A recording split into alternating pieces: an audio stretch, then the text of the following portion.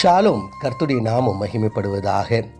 கர்த்தருக்குள் பிரியமானவர்களே, வேத வசனம் இப்படியாக சொல்லுகிறது, இதோ நீ சொஸ்தமானாய், அதிக கேடானது ஒன்றும் உனக்கு வராதபடிக்கு இனி பாவம் செய்யாதே என்றார்.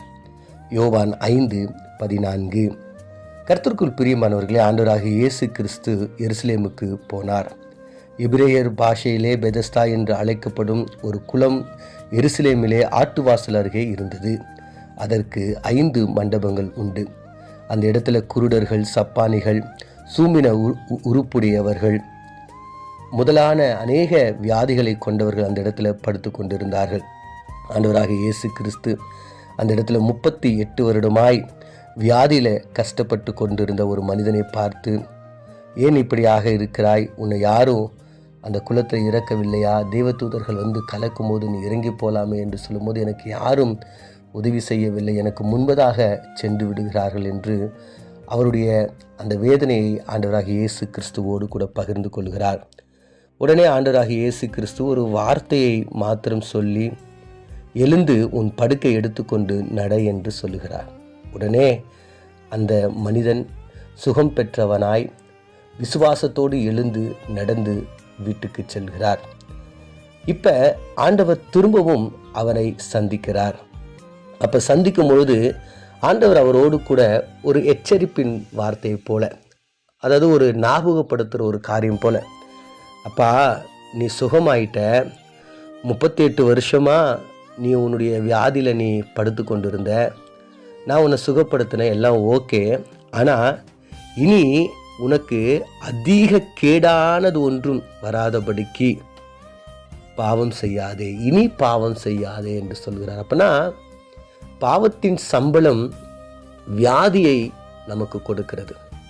பாவத்தின் சம்பளமாய் நாம் வியாதியையும் சாபத்தையும் நாம் பெற்றுக்கொள்கிறோம்.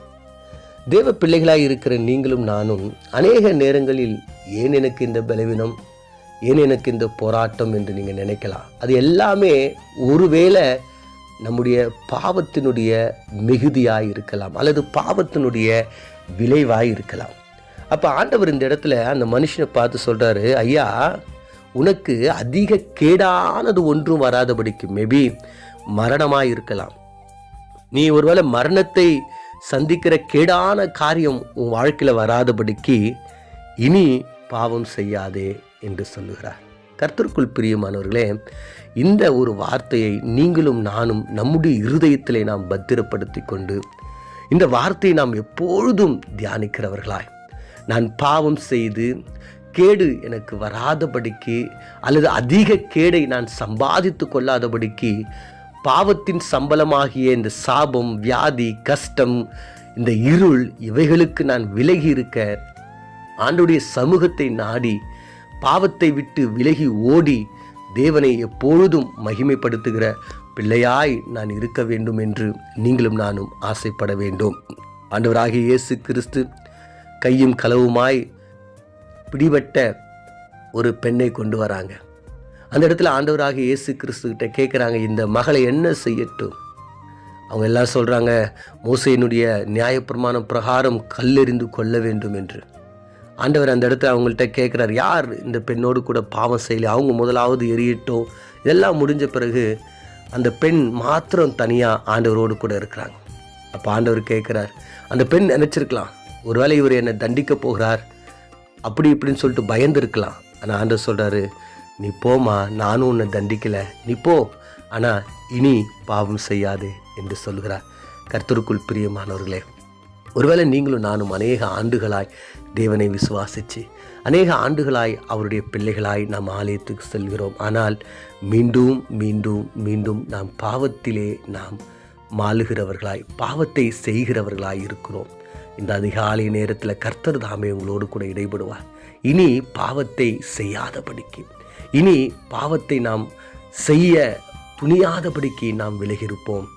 ஒரு பிரபல ஒரு சினிமா ஆக்டர் இப்படியாக சொல்லுகிறார், எல்லாரும் குடிக்கிறாங்களே, எல்லாரும் விபச்சாரம் பண்ணுறாங்களே, எல்லாரும் தம் அடிக்கிறாங்களே, எல்லாம் பாவம் செய்கிறாங்களே, நீங்கள் எப்படி சார் செய்யலை அப்படின்னு கேட்டால் அவர் சொன்னார், பயந்தாங்க பிரதர், பயத்தினாலேயே நான் செய்யலை. அப்போ அவர் சொல்லும் போது சொல்கிறாரு, கர்த்தருக்கு பயப்படுதலே ஞானத்தின் ஆரம்பம்னு பைபிளில் வசனம் இருக்குது. அப்போ நீங்களும் நானும் பாவத்தை கண்டு பயப்படுகிறவர்களாக இருக்கிறோம். ஒரு புறஜாதி மதத்தை சேர்ந்த அவரே சொல்கிறாரு பயப்பட வேண்டும் என்று. ஆம் பிரியமானவர்களே, பாவம் நம்மை வியாதிக்குள்ளாய், பாவம் நம்மை சாபத்துக்குள்ளாய், பாவம் நம்மை இருளுக்குள்ளாய் கொண்டு செல்லும்.